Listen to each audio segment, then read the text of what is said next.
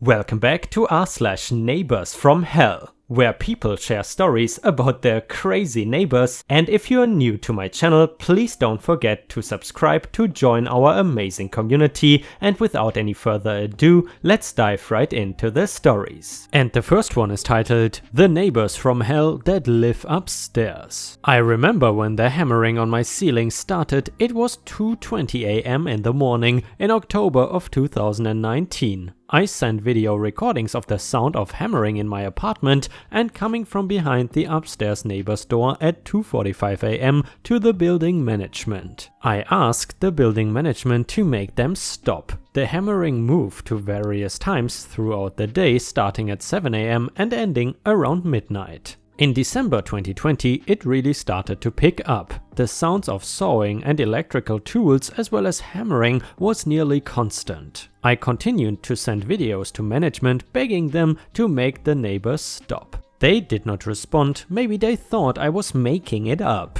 I had been complaining for months about the upstairs neighbors every time they flooded my bathroom or kitchen by using a, forbidden by lease, washing machine in their unit. Did they think I was making it all up because I had an axe to grind? A few months ago, management finally responded to my emails. They said that they would talk to the neighbor about the noise and tell them that they had to stop immediately. There was no noise that night, but it started up again 4 nights later. I complained to management again. They responded by telling me that the property manager would personally speak to them and that if it happened again after that night, I was to tell them. Instead of noise, they used their washing machine again. I was familiar with the sound of an impending flood and filmed their wash water as it pushed its way through the plumbing up into my toilet tank as it pushed against the underside of the ceramic lid on the top of the tank and finally filled the toilet bowl and overflowed onto my bathroom. I brought the superintendent in to look at the mess and the video. He was stunned. Management told me that upstairs had said they would get rid of their washing machine. The noise started up again. I complained again. Management responded by telling me that the upstairs neighbor denied making any noise. Then they told me that the superintendent had gone to the upstairs neighbor in the middle of the night to respond to a noise complaint. The upstairs neighbors had been in bed, I was told, the husband on bed rest with a non-virus related illness. They denied having ever made any noise, but that said that they heard it too. It was pointed out to me that because of the structure of the building, noise travels and that what I was hearing must not be the upstairs neighbors. My nerves were worn thin. I was well aware that the noise was coming from more than one source. I could tell when it was the other mystery party. If no one was hammering, the upstairs neighbors were having noisy intercourse, banging the bed frame rapidly against a wall that separated the bedroom from the living room. I was going insane from lack of sleep. Even in the times it was quiet, my mind and body refused to sleep properly. By now, it was conditioned to expect interruption by either hammering, drilling, sawing, or a loud intercourse. I hadn't been the one to call the superintendent with a nighttime noise complaint. That meant that other people were also being affected. When management would tell me again that the upstairs neighbors denied ever hammering, I responded by sending photographs of the neighbor's balcony covered with building materials and another video of the sound of hammering coming from behind their door. Management did not respond. 5 days after being told that their husband was sick and on bed rest, I saw him in the lobby looking well. He proceeded to jog up the stairs to his floor. That night there was more hammering. Their dirty laundry water, complete with skin cells and grease, filled up and overflowed my kitchen sink. I told the management again. Management was gaslighting me like crazy. Every time I complained about the noise, they would repeat that the upstairs neighbors denied making noise and that when the superintendent had gone there that one night, they had been in bed. The office manager told me that it was a he said she said situation and that she didn't want to be put in the middle. One morning, after having had my precious sleep stolen from me by the sounds of building materials clattering on my ceiling and more hammering at 7 a.m. in the morning, I went upstairs with my camera and started filming the neighbor's door. It captured the sound of scrapes, the furniture stacked outside the door, the talking and hammering. When the office opened later that day,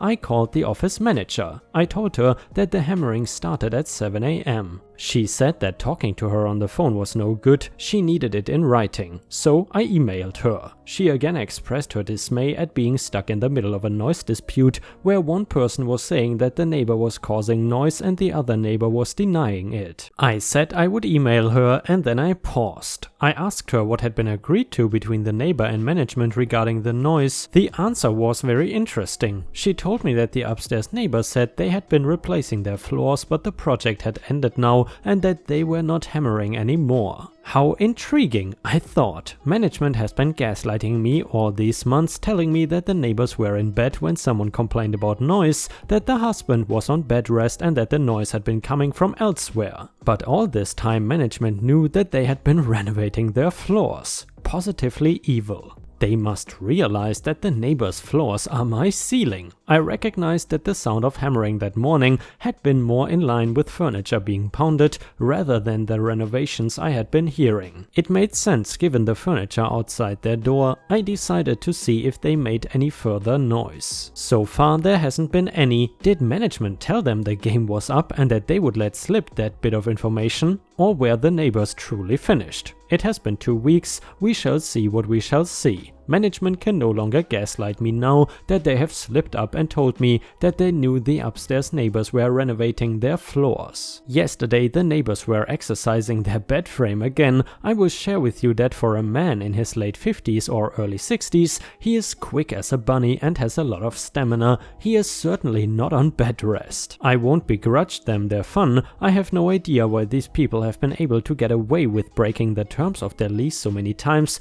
damaging plumbing, homes and peace of mind of the other tenants around them. But I will be on management's ass if I hear any more hammering. And guys, if you enjoy the stories about entitled awful neighbors, I would really appreciate it if you could like the video and maybe post some star emojis in the comments if you want to support the channel. Thank you so much in advance, it really helps me a lot.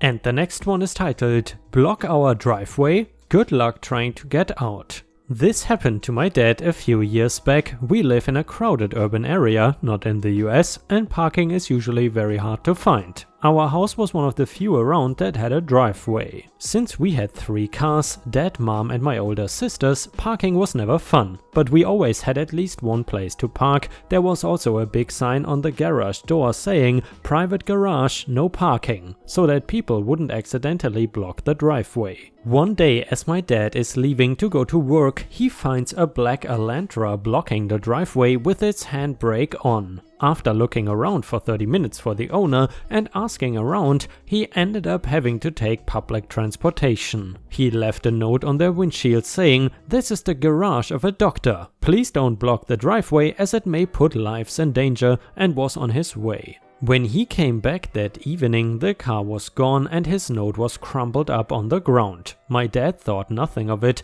but then this happened 2 more times. Every time my dad would leave a note, and every time the note would be left in a crumpled ball in the car's stead. That was until one day my dad was coming back home and found the same car blocking the driveway. That day was special, however, as my mom was parked right in front of them and my sister was parked right behind them. My dad seized the opportunity. He moved my mom's car so that it would just barely touch the Elantra from the front, my sister's car so that it would just barely touch them from the back, and he brought his car and parked it parallel to the Elantra so as to block it from the side as well. All 3 cars had their handbrakes on. There was no way that car was moving an inch. And then, seeing as this was a weekend, my dad decided to stay there, observing from afar and waiting for the owner. About an hour later, 2 women come walking up to the car and, bedazzled by the situation, start asking around for the owner of any of those cars. No one seems to know. They are stuck there for at least an hour until one of our neighbors comes by and tells them that the owner is right there, gesturing to my dad. They walk up infuriated at my dad and yell at him asking, "Why the hell have you been standing there, leaving 2 women stranded in the street while you saw us trying to get out?" He tells them, "Well, you have been parking in that spot and blocking my car and the driveway for weeks now. And every time I would leave you a note, I would find it crumpled up on the floor, so I'm not going to let you out." Their defense, "It wasn't me, it was our stupid driver." Well, okay, let the driver get your car out then. He walks away and goes up to our house. To this day I don't really understand the driver lie, as obviously there was no driver inside, but anyway, I digress. A few minutes later we got a knock on the door. It is our neighbor from a little ways down the road and an acquaintance of my dad's. Turns out the ladies were his mother-in-law and wife, and the mother-in-law would often come around to visit. For some reason she decided our driveway was the best place to park. After much arguments between my dad and neighbor, he finally decides to let them out. To this day we haven't seen the car parked anywhere near our driveway. And you know guys, one of the things that really annoys me the most about Bangkok, and that I wasn't really aware of prior to coming here, the parking situation in this city is really difficult. As some of you might know, before that I have lived in Chiang Mai, which is in northern Thailand, and parking was never really a problem, especially with motorcycles. However, in Bangkok, because there are so many vehicles, sometimes it is really hard to find a parking spot even for a motorcycle. However, I am quite glad the place I'm living in now has parking spots for us, so it is really easy to park at home at least. And the next one is titled "Tear Down Our Fence? Okay, game on."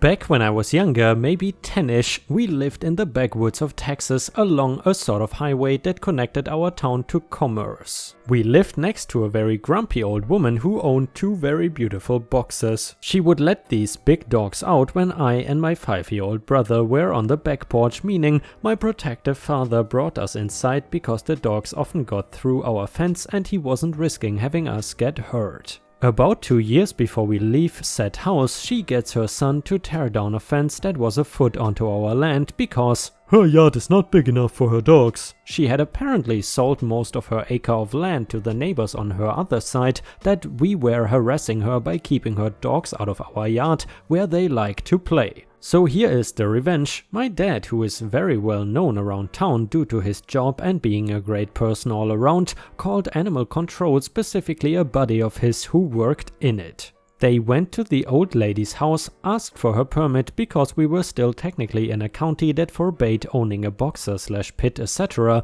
without permission. She didn't have any, so animal control immediately took the good boys away. Turns out they were also starving and sick. Instead of putting them down, my dad struck a deal with the pound, let him pay for treatment, drops in the bucket to be honest, and get a clarification for our house to own them. Within a month, those 2 doggos were back in our yard with the biggest smiles. Turns out once you feed a good dog, they stop growling and looking at you like a 4-course meal. They refused to go near her yard. They would even go full guard doggo when she stepped on our land. So Dad built a fence again, this time wrought iron with the spikes on top, and when her idiot son once again was told to remove them, he was promptly removed at dog point from our property. Eventually gave the dogs to a family member in a different state because we moved and couldn't take them with us, but we visited often. Wish I could find photos, but we had a house fire about 7 years ago and it pretty much wiped out all our old stuff. And guys, at least for me, those stories are always very satisfying when I see that pets get taken away from awful owners and instead find a nice home. And the next one is titled, "I just found my cat. My new entitled neighbor tried to get her taken away." So I found my cat on Wednesday and found my new crazy neighbor. I just posted here yesterday about this, but this cannot be an edit for that. This is a whole new level of crazy neighbor. So today I was walking down the street with my cat on a leash. She is an outdoor cat and she likes to go on walks. I know, crazy. And we see my neighbor, now known as EN, walking with her autistic daughter. We keep walking along and we cross paths with her, and my cat, being the sweetheart she is, she rubs up against EN and her daughter. The daughter is cool. I like her because she bent down to pet my cat and said, "Kitty," and it was adorable. But EN on the other hand, she screamed and pulled her daughter away. EN, "Your cat just bit me," she said. Even though my cat does not bite, there was 2 marks and I saw no blood anywhere. EN, "Get that wild animal away from me now." Me, firstly, this is a domestic outdoor cat, and secondly, my cat has never bitten anyone and it is a sweetheart. EN: Well, she bit me. I'm going to file a report to the local health department and I'm going to get your cat taken away. Me: Ma'am, I've tried to be respectful, but my cat does not bite. If you did actually get bit or scratched, you should go and wash it out. EN: This neighborhood is not safe with that cat around. It's a devil. She made a call to the local health department and said something about a serious wild animal bite. I listened in, and once I got my info, I left. Now I am waiting to see if the people are actually going to come and take my cat away after I just got her back. Honestly, I think they are just going to take my cat away to quarantine her if they think EN did actually get bit. And guys, I did some digging on this story and it looks like from the further posts that OP made that his cat did not get taken away, which is a bit relieving to say the least. And the next one is titled, Don't want to get your animals out of my apartment? Pay $1,500. I, male 22, used to live with 3 other guys. One of them had a girlfriend who was over all the time. She cleaned and brought stuff, so it was cool for a while. Then she asked us if she could pet sit 2 newborn kittens for a week while her parents were out of town. I knew I was allergic to dogs, but I did not know that I was deathly allergic to cats. The cats get there and after a day I am an allergic mess. However, I agreed to them staying. There's not much she can do with them, so I put up with it for a week. A week goes by and the cats should be gone. I get home and they are still there. The girlfriend says, "Oh, they're going to stay for another week." On top of that, the girlfriend's boyfriend, my roommate, his mom has fallen and hurt her neck pretty bad and is in the hospital. So now he's watching his dog at our apartment. So I try to keep cool. Girl, the cats have to go. Sorry, the week is up. You just cannot keep them here. I told you I'm allergic and you don't pay rent, so get them out. As for my roommate, I told him that I am sorry about his mom, but that I cannot keep living with animals I am allergic to. No one asked me if the dog could come, and no one asked me if the cats could stay longer. I suggest maybe they keep the animals at his girlfriend's apartment, who lives a whole mile away. "You're so ridiculous. You're crazy. My mom is in the hospital and you care about my dog being here," says my roommate. "I cannot just bring these animals to my apartment. I have roommates." Jesus, what are we?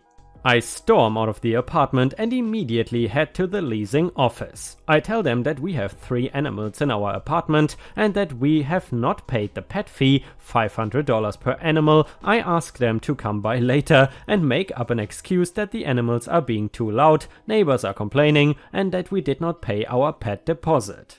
The next day I come home from class and the girlfriend is crying on the couch. "The leasing office came by and said we had to get rid of the animals due to complaints." Oh no, I responded. Luckily they got a warning about the pets and did not have to pay the $1,500. I suck at confrontation, so I love when other people can take the reins for me. And the next one is titled, Pretending to not speak English after we ask you to move your car off our property? Fine, we will do it ourselves. My dad just told me this story tonight. Before my parents divorced, we lived in a 3-house neighborhood. Our neighbors to the left of us were friendly and we got along with them well. Our neighbors on the right, however, were different. It was rented out to multiple families, one of them being an Asian family with 7 cars. This is relevant. We always conflicted with them, from 24/7 house parties to trying to break into our cars. The family always caused trouble for whatever reason, dysfunctional and probably in debt with how many cars they had between 4 people. There was a particular tree on our property that my dad always parked his car under. It was obvious and known that was my dad's spot. One evening, my dad comes home to find the Asian neighbors had parked their car in his spot. A dead car that they did not use anymore because they probably couldn't afford to fix it, so they decided our property was the best place to leave it to rot. My dad knocked on their door and asked them to move it so he could park, but the gentleman at the door said in a thick accent, "Sorry, no speak English, no speak English," which was obvious BS. My dad was not amused. He told them, "Alright, just move your car or I will call someone to get it towed." 2 weeks go by and the car is still there. 3 weeks, they still have not moved the car. My dad gets fed up. They may have 7 cars, but that did not mean that they could park on our property. The dad decided to take matters into his own hands. He rented a tow truck and waited for the family to be out of their house, hooked up the car and drove it out to a random parking lot in the shopping center nearby and left it there. Next day, the neighbor came by. Hey man, do you know what happened to my car? Perfectly English, not a trace of an accent all of a sudden. Surprise, surprise. My dad played dumb about it. Oh, I thought you couldn't speak English. Sorry man, I don't know what happened to your car. If you moved it though, thank you man, I appreciate it. Our neighbor could not do much because he did not have any proof that my dad did it, did not talk to us or park in our spot ever again. And guys, unfortunately, we have already reached the end of the video. I hope you enjoyed today's stories, and if you haven't already, please also go to patreon.com/ripeyoutube, where I upload exclusive Reddit videos starting at just $3 a month. This is a great way to support me in case you are interested, and the chance for me to become independent from YouTube revenue. Thank you so much for watching. Please don't forget to subscribe and like the video, and I hope to see you again tomorrow.